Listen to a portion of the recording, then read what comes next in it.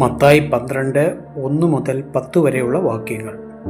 ആ കാലത്ത് യേശു ശബ്ബത്തിൽ വിളഭൂമിയിൽ കൂടി കടന്നുപോയി. അവൻ്റെ ശിഷ്യന്മാർ വിശന്നിട്ട് കതിർ പറിച്ച് തിന്നു തുടങ്ങി. പരീശന്മാർ അത് കണ്ടിട്ട്, ഇതാ, ശബ്ബത്തിൽ വിഹിതമില്ലാത്തത് നിന്റെ ശിഷ്യന്മാർ ചെയ്യുന്നു എന്ന് അവനോട് പറഞ്ഞു. അവൻ അവരോട് പറഞ്ഞത്, ദാവീദ് തനിക്കും കൂടെയുള്ളവർക്കും വിശന്നപ്പോൾ ചെയ്തതെന്ത്? അവൻ ദേവാലയത്തിൽ ചെന്ന് പുരോഹിതന്മാർക്ക് മാത്രമല്ലാതെ തനിക്കും കൂടെയുള്ളവർക്കും തിന്മാൻ വിഹിതമില്ലാതെ കാഴ്ചയപ്പം തിന്നു എന്ന് നിങ്ങൾ വായിച്ചിട്ടില്ലയോ? അല്ല, ശബ്ബത്തിൽ പുരോഹിതന്മാർ ദേവാലയത്തിൽ വെച്ച് ശബ്ബത്തിനെ ലംഘിക്കുന്നുവെങ്കിലും കുറ്റമില്ലാതെ ഇരിക്കുന്നത് എന്ന് ന്യായപ്രമാണത്തിൽ വായിച്ചിട്ടില്ലയോ?